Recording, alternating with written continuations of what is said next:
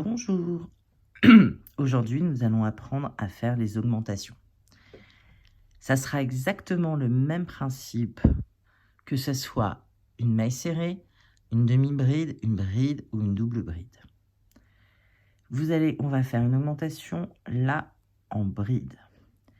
Donc vous faites votre bride, un jeté, vous piquez dans la maille, un jeté, vous récupérez votre fil, un jeté, vous passez dans les deux premières boucles, un jeté dans les deux suivantes. Et maintenant, vous allez refaire exactement la même chose au même endroit.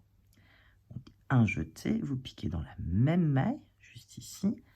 Un jeté, vous récupérez votre fil. Un jeté, vous passez au travers des deux boucles. Un jeté des deux prochaines. Je vous remonte.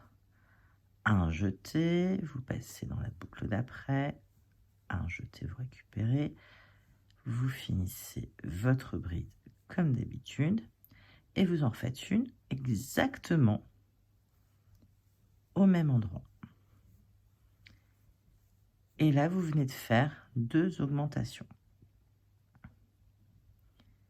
Donc, sur le rang d'après, vous aurez 2 mailles de plus à travailler. Celle-là et celle-là. On va le faire avec une demi-bride et vous allez voir que c'est exactement la même chose. Un jeté, vous récupérez le fil et vous passez dans les 3 mailles. Et vous refaites exactement la même chose au même endroit. Un jeté, vous piquez dans la maille suivante.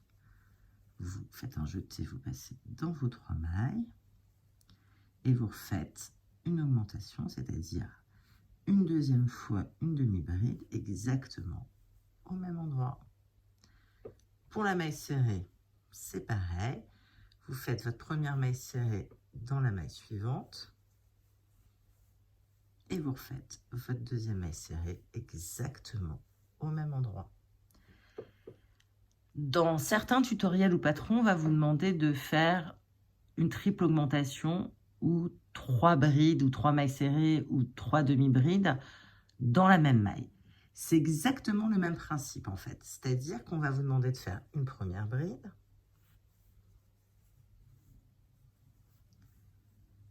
une deuxième bride exactement dans la même maille,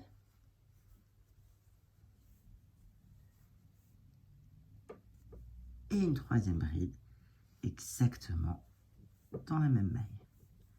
Et là, vous aurez fait une triple augmentation.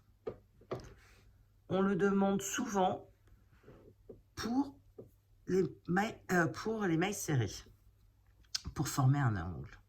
Je vais vous montrer ce que ça fait. Une première maille serrée, une deuxième maille serrée et une troisième maille serrée. Si je fais une maille serrée à côté, vous allez voir que ça va former un angle. Mon projet va partir comme ça. Voilà, j'espère que les explications vous auront plu. Et à bientôt. Au revoir.